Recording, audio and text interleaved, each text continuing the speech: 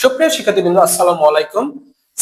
Changing সেন্টেন্সে simple complex কম্পাউন্ডে এখন তোমরা টাইপ 2 এর রুল নাম্বার 3 নিয়ে আমি আলোচনা করব।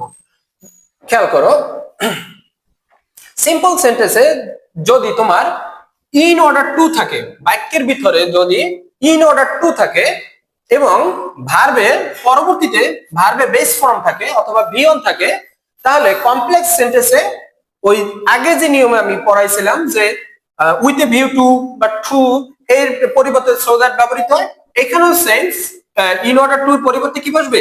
সো দ্যাট ব্যবহৃত হবে। কি ব্যবহার করতে হবে? সো দ্যাট ব্যবহৃত হবে। এবং কম্পাউন্ডে কি একই এন্ড ব্যবহৃত হবে। কি ব্যবহৃত হবে? এন্ড ব্যবহৃত হবে। এবং একটা নোট আছে, যদি সিম্পল সেন্টেন্সটা যদি প্রেজেন্ট টেন্স হয় তাহলে ক্যান ব্যবহৃত হবে, আর যদি সিম্পল সেন্টেন্সটা পাস্ট হয় তাহলে কুড ব্যবহৃত হবে।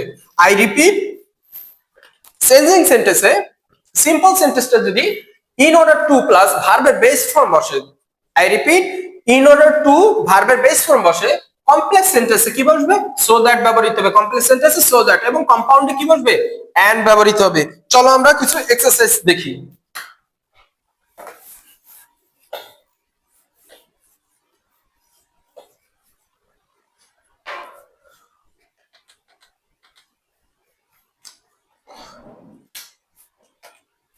লক্ষ্য করো, সিম্পল সেন্টেন্সে এখানে কি আছে? Nancy is cooking in order to entertain the guest. Nancy is cooking in order to entertain the guest. এই সিম্পল সেন্টেন্সে কিওয়ার্ড কি? এই সিম্পল সেন্টেন্সে কিওয়ার্ড আছে in order to। এই সিম্পল সেন্টেন্সে কিওয়ার্ডটা কি? in order to। in order to এর কারণে, যেহেতু সিম্পল in order to আছে, আমি তোমাদের কি বলছিলাম? সিম্পল সেন্টেন্সে যদি in order to থাকে, কমপ্লেক্সে কি বসবে? so that বসবে। কমপ্লেক্সে কি বসবে? so that বসবে। আমরা in order to এর আগে যে বাক্য আছে সম্পূর্ণ হুবহু বাক্যটি লিখে নিই, তারপরে in order to এর পরিবর্তে আমরা so that ব্যবহার করি। কি ব্যবহার করি? so that ব্যবহার করি। এবং যেহেতু এই পাশে যে বাক্যটা আমরা লিখে নিয়েছি সেখানে সাবজেক্ট আছে নেন্সি, নেন্সির পরিবর্তে আমরা একটা প্রোনাউন ইউজ করি। যেহেতু নেন্সি নাউন, তার পরিবর্তে কি ইউজ করব? প্রোনাউন ইউজ করব। তা প্রোনাউন শি ইউজ করলাম। এবং ইজ, এই যে নেন্সি ইজ কুকিং, এটা কোন ফর্মেটে আছে? প্রেজেন্ট ফর্ম না পাস্ট ফর্ম? অবশ্যই এটা কি ইজ, যেহেতু ইজ আছে এটা প্রেজেন্ট ফর্ম। যেহেতু প্রেজেন্ট ফর্মে আছে সেক্ষেত্রে আমরা কি ইউজ করব? আমরা জানি যে যদি প্রেজেন্ট ফর্মেট হয় তাহলে ক্যান, এবং যদি পাস্ট ফর্মেট হয় তাহলে কুড। যেহেতু এটা প্রেজেন্ট ফর্ম সেক্ষেত্রে এটা কি ইউজ হয়েছে? ক্যান ইউজ হয়েছে। কি ইউজ হয়েছে? ক্যান ইউজ হয়েছে। এবং বাকি যা আছে সব তুলে দেবা, আর কোনো কাজ নেই। কাজ মাত্র দুইটা। প্রথম কাজ হচ্ছে ইন অর্ডার টু এর পরিবর্তে সো দ্যাট ব্যবহার করা।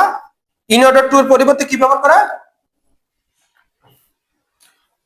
সো দ্যাট ব্যবহার করা। এবং নেন্সি একটা নামটা আছে নাউন, নাউনের পরিবর্তে কি ব্যবহার করা? প্রোনাউন ইউজ করা।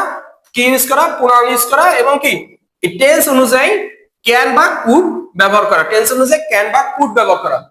সেম কাজটাই আমরা যখন আমরা কম্পাউন্ড করতে যাব, সেই কমপ্লেক্স থেকে কম্পাউন্ড, আমার কোনো কিছু পরিবর্তন করার দরকার নাই, যা আছে শুভ লিখে দেবা। জাস্ট এই সো দ্যাট এর পরিবর্তে এন্ড ইউজ করবা। কি ইউজ করবা? এন্ড ইউজ করবা। চলো আমরা কিছু মোর এক্সারসাইজ দেখি।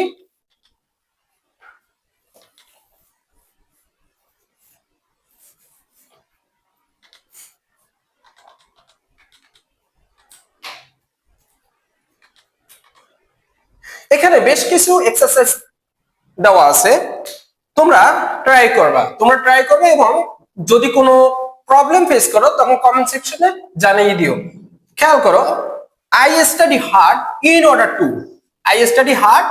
Order to get good marks. আমি কঠোর পরিশ্রম করি কিসের উদ্দেশ্য? ভালো মার্কের পাওয়ার উদ্দেশ্যে। খেয়াল করো, তাহলে ইন অর্ডার টু এর আমার কাজ কি? So that. এবং কম্পাউন্ডের কাজ কি? কম্পাউন্ডের কাজ এন্ড বসানো। এবং কি আই স্টাডি সাবজেক্ট যা আছে ওইরকমই হবে।